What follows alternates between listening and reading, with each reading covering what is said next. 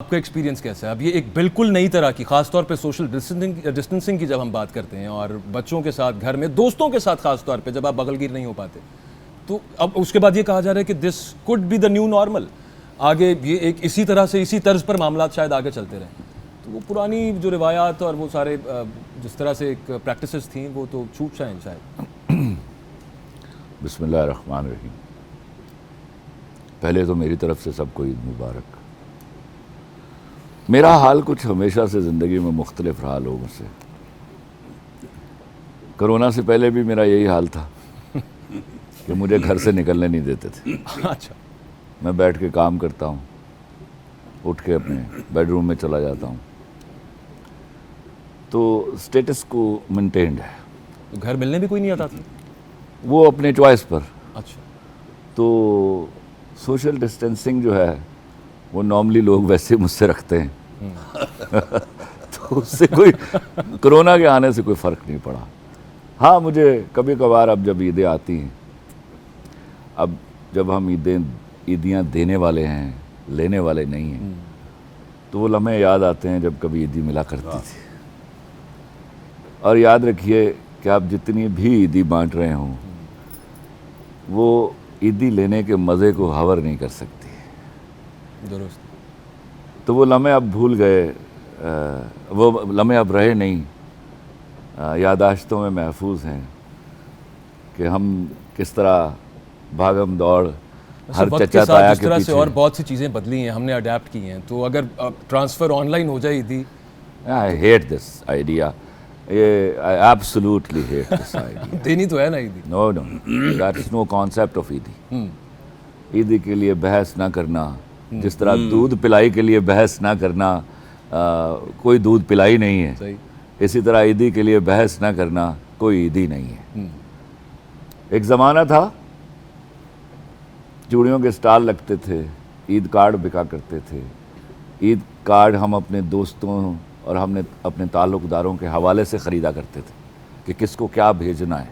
वो एक चुनाव का लम्हा होता था। फिर उन ईद कार्डों को घर लाया जाता था और हिफ्ज़ मरातिब के हिसाब से उनको लिखा जाता था कि अगर फ़लाँ आदमी को लिखना है तो क्या लिखना है, फ़लाँ आदमी को लिखना है तो क्या लिखना है। वो एक तरद्दुद था। तरद्दुद हफ्ता 10 दिन पहले शुरू हो जाता था। ये एक तरद्दुद था और तरद्दुद में मोहब्बत होती है। वाह वाह। कि आप किसी के लिए कलम लेकर या दवात लेकर, उस ज़माने में दवातें भी होती थी, उनमें उनकी रोशनाई में डबो कर आप कलम से लिखते थे। तो क्या होता था, वो ईद कार्ड संभाले जाते थे। वाह। जैसे मोहब्बतें संभाली जाती। अब ऐसे में संभाला नहीं जाता। अब तो एक मैसेज की मार है ईद मुबारक, और वो मैसेज भी आप टाइप करके रखते हो और आनन फानन एक नॉब दबाने के बाद सबको भेज देते हो। तो तफरीक ही कोई नहीं है, हिफ्ज़ मरातिब कोई नहीं है, मोहब्बतों के मयार कोई नहीं है। इस एक अजाब से हम गुजरे थे कि मौलाना क्या थे उनके नाम, मैं उनको सुन रहा था, उन्होंने नाम भूल गया मुझे, वो फरमा रहे थे उस एक अजाब से गुजरे तो हम कोरोना के अजाब में आ गए। मुझे तरस आता है उन लोगों के ऊपर, लेकिन शायद ये हमारा वो किया धरा है जिसकी वजह से हमारे मुंह पर थप्पड़ पड़ा है आज। वो जो हम आके जिक्र किया करते थे कि जनाब वो 20 बंदे आ गए मुझसे जफ्फी डालने के लिए ईद वाले दिन, तो वो जफ्फियों से महरूम हो गए आज आप। सही। नाशुक्री की ये या इस नाशुक्री की सज़ा है कोरोना। है ना? कितनी ईदी मिली आप? अल्हम्दुलिल्लाह अभी तो बहुत कम, इस बार तो मिलने मिलाने का भी अल्हम्दुलिल्लाह इतना कम मिली सीन है। हाँ, मैं तो अल्हम्दुलिल्लाह ही करती हूँ, तो शुक्र करती हूँ जितनी भी मिल जाए, जितनी भी मिल जाए। और बाकी बात मुझे बहुत अच्छी लगी है इनकी, खलील रहमान कमर साहब की, ईद कार्ड्स के हवाले से। मेरे होश जब से मैंने संभाला ना, तो मुझे तो ये फ़ैशन तो ख़त्म ही हो चुका हुआ था, लेकिन मेरी सिस्टर्स के पास ना वो कार्ड्स का एक पूरा कलेक्शन था और मुझे बहुत खुशी होती थी। ईद कार्ड्स भी इतने प्यारे बने होते थे और इसमें जो शेर होते थे वो बहुत ही मुझे पसंद आते थे। लेकिन हमारी मतलब अब तो ऐसा कुछ है ही नहीं। सिंपली पहले वो गिफ्ट्स होते थे, चूड़ियाँ देते थे, कोई छोटे मोटे गिफ्ट्स होते थे, और ये पैसों का कॉन्सेप्ट नहीं था, मतलब पैसों का नहीं होता था। ईद कार्ड में इतनी खुशी होती थी कि ईद कार्ड में जो वो शेर शायरी होती थी। सही बात है, लेकिन वही आपके दौर में तो ये हुआ नहीं। खलील साहब, वैसे एक बात मेरे जहन में आ रही थी, वजह से मैंने इस बारे में बात करनी है, लेकिन एवोल्यूशन ये कुछ जिस दौर की आपने बात की, मैंने बाकायदा, मैं शायद बिल्कुल उस लास्ट, रिवायतों के बर्बाद होने को मैं एवोल्यूशन नहीं मानता। लेकिन टेक्नोलॉजी जिस तरह से आई और उसके बाद जिस टेक्नोलॉजी तरह का से आगे रिवायतों से बढ़ा क्या मामला, ताल्लुक? लोगों ने अडेप्ट तो करना है ना, खुशी तो मनानी अडेप्ट करना एक और चीज है, रिवायतों का एवोल्यूशन से क्या ताल्लुक? इवॉल्व करना, इसको इवॉल्व नहीं कहा जा सकता। वो बेहतर रिवायतें होना चाहिए थी, हम तो बर्बादी एवोल्यूशन नहीं अगर होगा। आप इजाज़त दें तो मैं एक शेर अर्ज करूं मुनीर न्याजी इरशाद, का। इरशाद।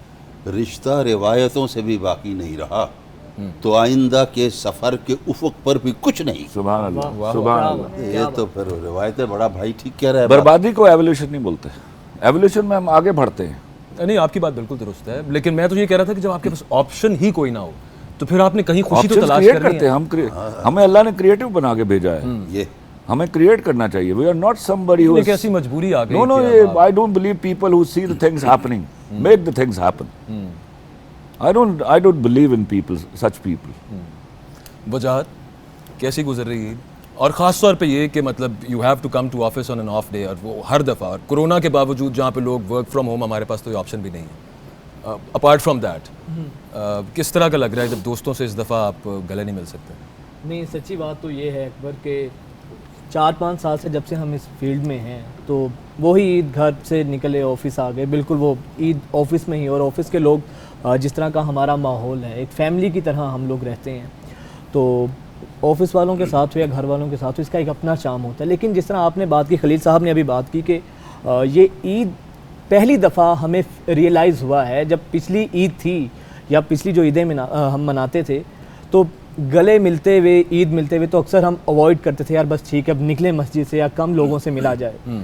शायद वो कदर नहीं थी हमें, जिस अब ये कदर हमें सही मानों में महसूस हुई है कि वाकई यार कितनी बड़ी नेमत थी, और जिस हिद्दत के साथ गले मिलते थे हम लोग, जब हम इससे महरूम हुए हैं तो अब गुज़िश्ता ईद की हमें कदर आई है।